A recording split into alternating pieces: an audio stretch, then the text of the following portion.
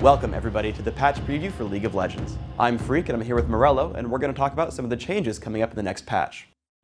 So first off, we're taking some really big changes to Annie. What are the goals with that whole overhaul?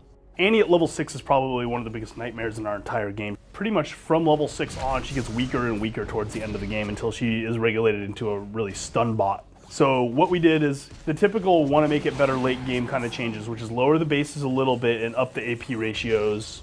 Annie has really outdated mana costs, so we just wanted to take those mana costs down so that if you do burst and manage to live through some of the fight and can contribute longer, you're actually rewarded by being able to continue to pump out damage. Tibbers has always been kind of a giant AoE nuke that also kind of gives you this pet, so we really wanted to make Tibbers feel impactful and powerful, so we really buffed up his numbers, especially as you rank him up, his survivability, his damage. Those things are all being improved. Alistair's been a hot topic since his remake a few weeks back. What are we doing with him this time? While we're happy with the direction of having him have a little bit more offensive punch and be able to actually go out and do some damage and feel a little heroic, we just gave him way too much damage. So we have to take those AP ratios down. They're really overpowered right now. The base damage on Headbutt is partially a contributing factor to some of the early game bursts he has, so we need to also take a little on the base there. Originally, Alistair was really an initiation CC and support tank, and while he still has some of that flavor, now that he actually has some meaningful damage and damage scaling, that health per level is unnecessary power that's not providing a lot of gameplay for him, so we're going to take that down more to what you'd see in a standard tank. Aurelia's also been a really common topic of discussion. What are we changing on her exactly? Since she is still highly sustainable, we're going to push some of the damage on the Q down, which is contributing to a lot of her upfront burst. You know, if she's going to stay in there, heal up, sustain, have some tankiness, have that CC reduction, the burst is just not an acceptable portion of that whole trifecta there, so we needed to take the burst down. Then we did a lot of work on the Transcendent Blades. We want you to build offense, but there's kind of a couple of different build paths on the offense, so we wanted to make you feel good for using either of those for AP or AD, so it now is additive and takes your AP and AD together to add to the damage of Transcendent Blades.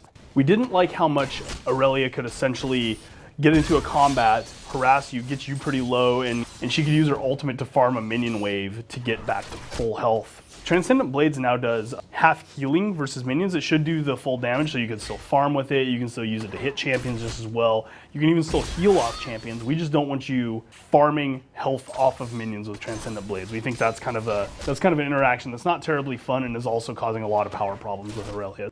So when you're fighting Aurelia and you go, man, she's really killing me, you don't have a good, clear insight into what items you should be building. We wanted to fix that by taking the magical damage portion off of Transcendent Blades and turning it into physical, so that armor should be kind of the obvious answer of how you defend against Aurelia. Hextech Revolver is getting changed this patch as well. What's our goal with that? We decided to go with unique passive on it instead of nerfing the number. The reason being it's hard, if not impossible, to make a stacked version of that item feel not overpowered or balanced and make a single version of that item feel good and satisfying as well. It keeps us from allowing us to make Hextech Revolver feel good to just get one on a caster, and we'd like to be able to do that. Kog'Maw is getting some really cool buffs this patch. What are we aiming at with these? How people are actually playing Kog'Maw effectively is they're using proc and attack speed and heavy magic damage builds on him. So we have this armor shred on his Q, which really just isn't helping him at all. So we thought it was a pretty obvious change to go ahead and let that shred MR instead. We increased the range by a little bit because Cog is a very unsafe long-range champion, and as soon as somebody's close enough to really use the Q, you're probably going to die. Give him a little shorter cooldown on the W, which we also feel is really core to his kit. He's really reliant on that W to be up to do meaningful damage, especially in these magic proc builds. So we wanted to make that more available more often. We widened the E pool for the goop quite a bit. The point of that is to give him, since he doesn't have an escape, he has to rely on that E to slow champions who are on the way to come get him before they get there. This should let you use it reactively a little bit better. So the newest champion, Vayne, is getting quite a lot of changes to her. What are we aiming at with these nerfs? First, let's talk about the Q's mana cost. Right now, she can tumble in, shoot people, and harass exceptionally well, but she can do it very often because of that low mana cost. She's not using the resources other people are to trade blows with her a lot. It's hopefully going to feel really minor for Vayne players, but it's going to be noticeable over the course of 5-10 minutes of back and forth lane play. We wanted to lower the true damage on W a little bit. True damage percentage health, I don't actually think is a conceptual problem, but I think the number might have just been a little too high on that, and it's basically making it so you know, in the mid game, and again, that kind of late laning phase situation, Vayne is actually pumping out a lot of damage, and with the safety of her being able to stealth in her ultimate, roll around, kind of get around and be a slippery character anyway, she was bursting just a little bit harder than we wanted to, so that was another place we could shave a little bit of damage safely.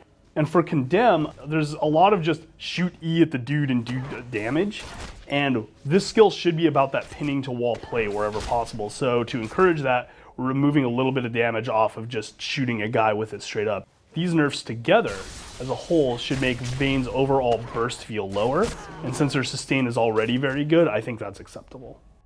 Thanks for tuning in to the League of Legends patch preview. Please subscribe to the Riot Games YouTube channel up top, and let us know down below in the comments what improvements we can make to this series.